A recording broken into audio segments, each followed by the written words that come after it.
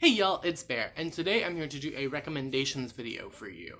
As a lot of you know, recently I've been getting more into vintage books, things from the 1970s to the 1990s, and today I wanted to recommend to you some vintage science fiction and fantasy. Wait! Jesus.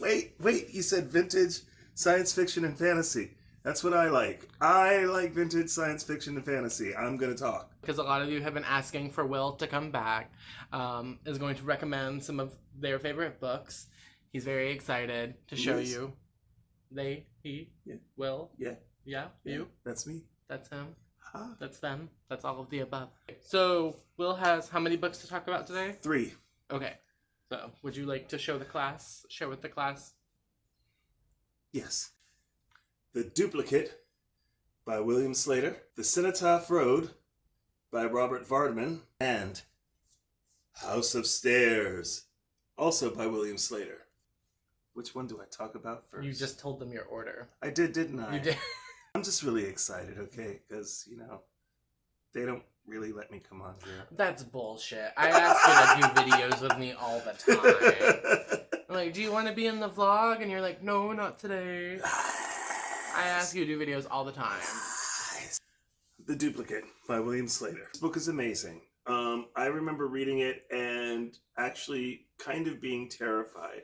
William Slater is kind of one of those authors that everyone has read, but no one has read. In this particular book, William Slater explores themes of isolation, youth, the horrors of puberty, really. It starts off with a boy who is walking along the beach, finds a machine that duplicates things. It's the nightmare that happens when he finally decides to do what we all wish we could, which is duplicate ourselves, so that he can spend more time doing what he wants to do while his duplicate takes care of the mundane things. Yeah, he wants to go see his pretty girlfriend. His pretty girl. Math class. He doesn't want to go to grandma's birthday party. Of course not. When has duplicating yourself ever worked in any medium? It never has. The setting is a beach that's practically abandoned, an old World War II gunnery place. It's filled with, there's death in this. It's a lot more intense than I thought it was. Yeah, it's very intense. But it's also one of my influential books. This book had a lasting influence on me.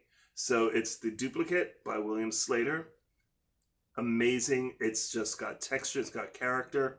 There are things that aren't explained, because one thing that William Slater is very good for is leaving plot holes.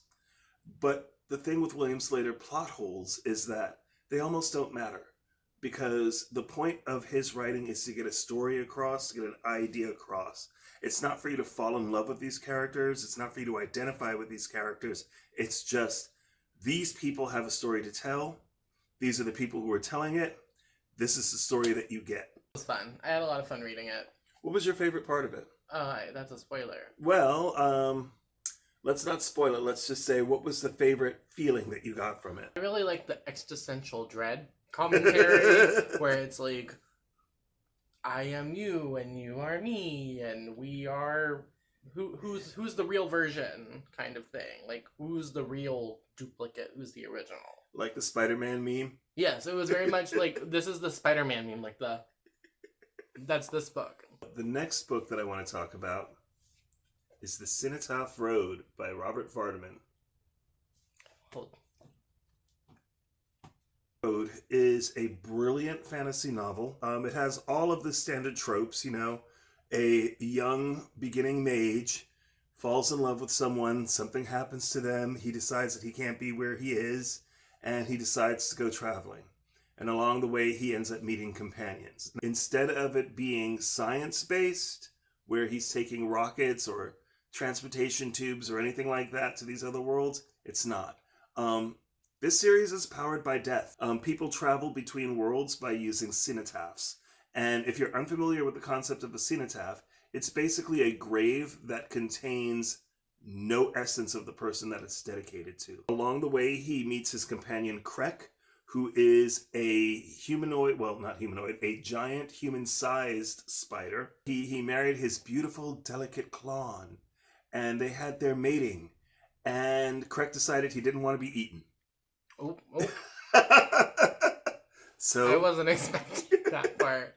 Oh, and I do have to give Onyx is a female warrior woman, of course. I mentioned it's tropes, but I do have to give a content warning because there are depictions of rape.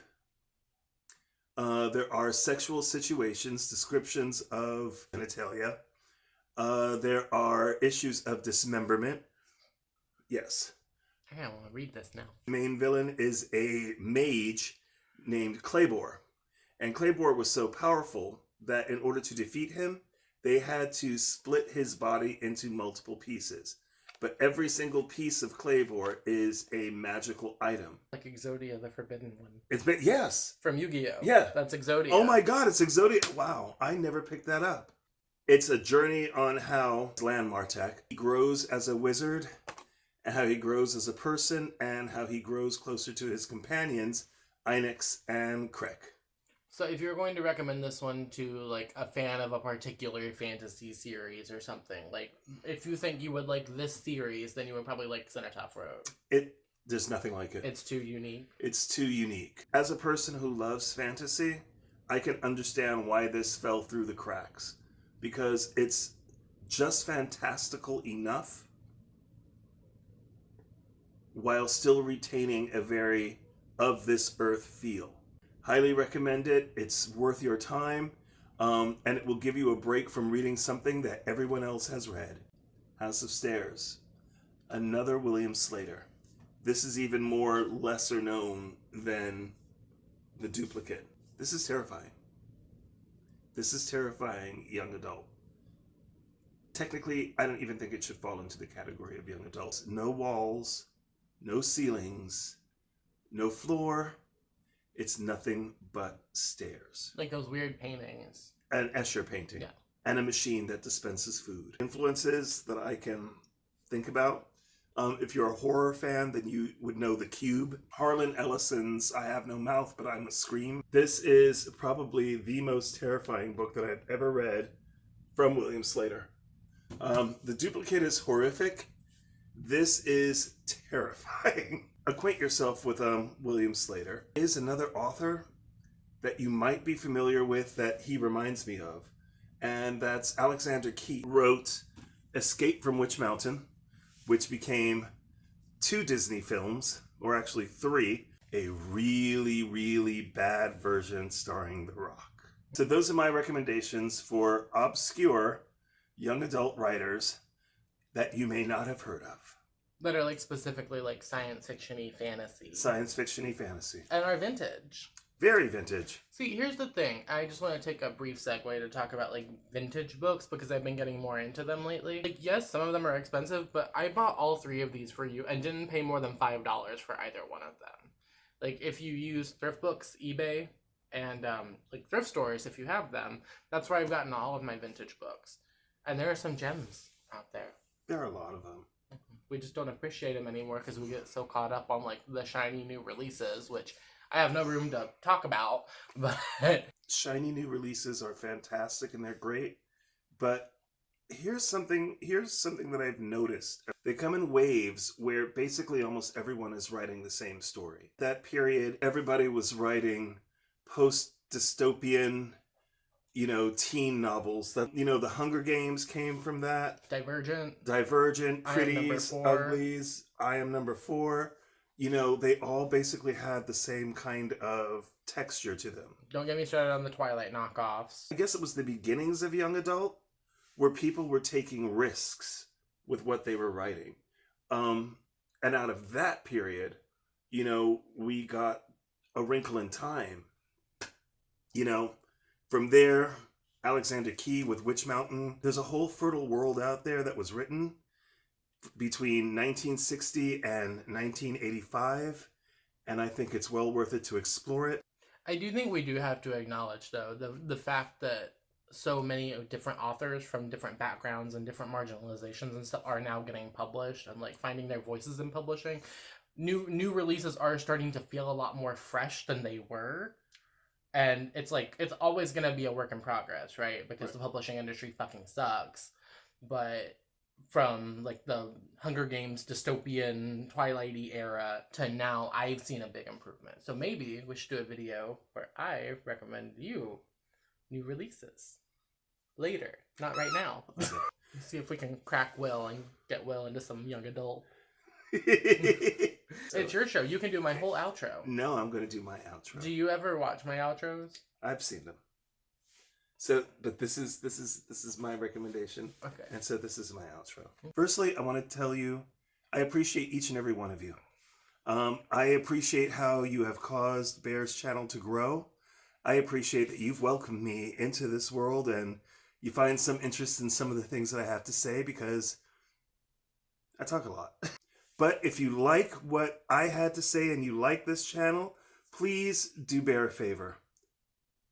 Go down, click like, subscribe, add a yellow heart that we know, that you got to the end, and say something nice, not about me.